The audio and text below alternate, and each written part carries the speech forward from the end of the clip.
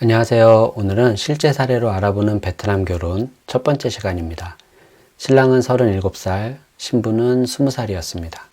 약혼식, 전통 결혼식을 다 올리고 기숙사에 있으면서 어학당 수료를 곧 앞둔 시점이었습니다.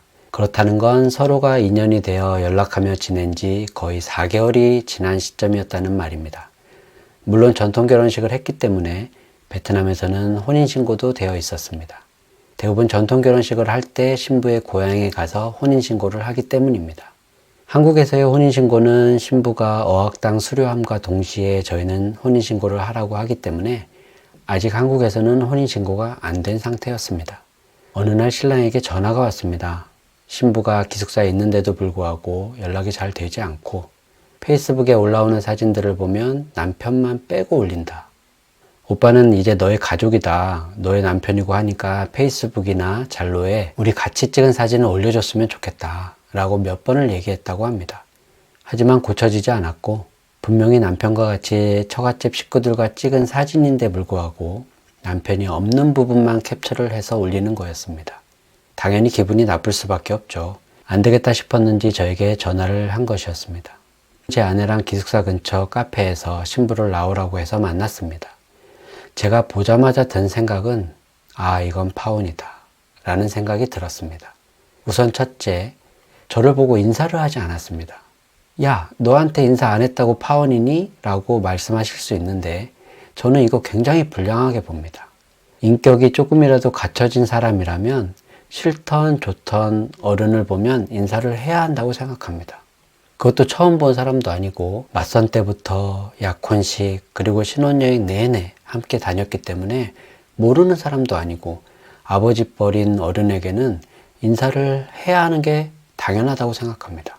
참고로 저는 그때도 지금도 신부를 보는 첫 번째 조건은 기본이 됐나 안 됐나를 먼저 봅니다.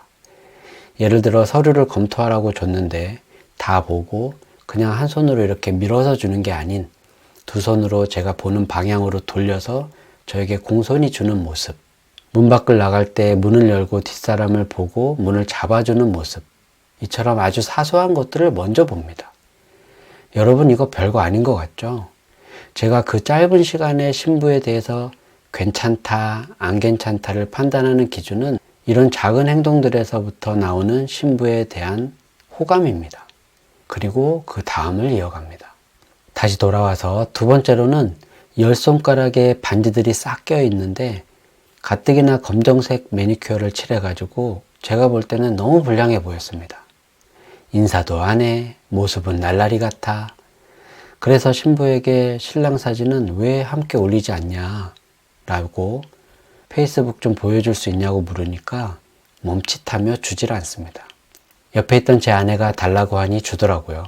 아실지 모르겠지만 제 아내는 신부들에게 꽤나 엄격하고 무서운 존재여야 한다고 생각을 하고 있기 때문에 대부분의 신부들이 어려워합니다. 전화기를 받아서 확인해 보니 역시 사진들 속에 남편의 모습이 있지 않았습니다. 그렇다고 딱히 나쁜 사진들이 있거나 그러지는 않더라고요. 이유를 물어보니 처음에는 그냥 얼굴물입니다. 그러다가 꼭 올려야 되나요? 아니, 나만의 공간에 굳이 올릴 필요가 뭐가 있냐 라고 말을 하더라고요. 저는 그냥 일어나서 집에 가자 라고 했고 신랑에게 전화를 걸었습니다. 지금 만나봤는데요. 저는 이거 파혼해야 된다고 생각합니다. 제가 처음부터 다시 진행해 드릴 테니 파혼하시죠. 라며 제 느낌과 이유들을 이야기해 줬습니다. 신랑은 알겠다고 하면서 전화를 끊었습니다. 제가 지금에서야 솔직히 말씀드리면 신랑의 조건이 썩 좋지는 않았습니다. 하여 더 미래가 그려지질 않았고 정말 착한 신부 아니면 불안하다는 생각을 했고 가뜩이나 제가 만나본 느낌으로는 이 애는 절대 한국에 들어가서 그 집에서 살 애가 아니다 였습니다. 4개월 만에 이렇게까지 변할 수 있나 라는 생각이 들었습니다. 첫 느낌은 저도 괜찮았었거든요. 지금이라도 헤어지는 게 회사나 신랑에게 좋은 선택일 것 같다라는 생각뿐이었습니다. 다음날 신랑에게 전화가 와서 저 그냥 진행하겠습니다 라고 의외의 답변을 하는 거였습니다. 왜요? 이 신부는 한국에 들어가서 제가 볼 때는 집 나갈 것 같아요. 그러면 앞으로 5년 동안 결혼도 못하고 정말 너무나 힘든 시간을 보낼 수밖에 없을 겁니다 라고 말씀드렸더니 알아요. 하지만 지금까지 왔는데 죽이 되든 밥이 되든 한국에 들어와서 살아보려고요 하시더라고요. 몇 번의 만류, 몇 번의 회유를 해봤지만 신랑의 의지가 확고하셔서 한국 혼인신고, 비자 서류까지 남은 진행을 해드렸습니다. 그때 제가 느낀 생각으로는 신랑을 이해할 수 없었습니다. 아니, 제가 처음부터 다시 진행을 해드린다고 했고 아직 한국에서는 혼인신고가 되지도 않았고 여러모로 볼 때 불안을 안고 갈 필요가 없지 않나 라는 생각을 내가 신랑이라면 했을 것이다 라는 느낌이었습니다.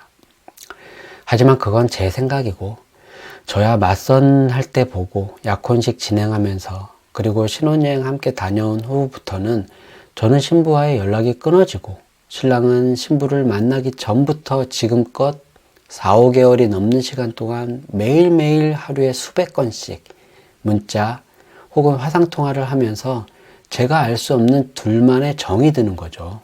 신랑과 신부의 사이에 들어버린 미운정, 고운정이란 감정이 빠진 채로 보는 저의 눈과 지난 시간 가족들과 함께한 시간들, 신혼여행에서의 둘만이 느낄 수 있는 그 행복했던 감정들, 신랑 입장에서는 그 모든 걸 배제할 수 없는 거였죠. 결론은 한국에 들어가서 잘 살고 있습니다. 신랑님은 가끔 저에게 연락해 주시는 분들 중 한 분이 되셨고요. 장인 장모님 초청 서류도 저에게 부탁을 하시면서 소식을 전했고 어느 날은 신부가 임신했다고 연락이 오고 좀 있으니 아들 사진도 보내주시고 페이스북에 들어가서 보니 여전히 같이 찍은 사진은 없지만 분명히 기혼이라고 되어 있고 아들과 함께 찍은 남편의 사진도 많이 있습니다. 그리고 신부는 더 예뻐지고 세련된 모습으로 지금까지 잘 살고 있습니다. 전 항상 이런 일을 겪으면 느끼는 바가 있습니다. 제가 보는 모습이 다가 아니다. 둘 사이에는 아닐 수 있다. 이 일을 오래 했다고 그리고 많이 해봤다고 한 사람에 대해서 너는 파혼이다 라고 단정을 짓는 그런 오만함은 없어야 된다. 오늘은 실제 사례로 배워보는 베트남 국제결혼 첫 번째 시간이었습니다. 한 커플 한 커플 진행해 드리다 보면 기억에 남는 우여곡절이 하나씩은 꼭 있습니다. 지금부터 제가 계속 이어서 그 실제 사례들을 풀어보겠습니다. 이처럼 국제결혼에 대해서 알아볼 수 있는 좋은 공부가 어디 있습니까? 감사합니다.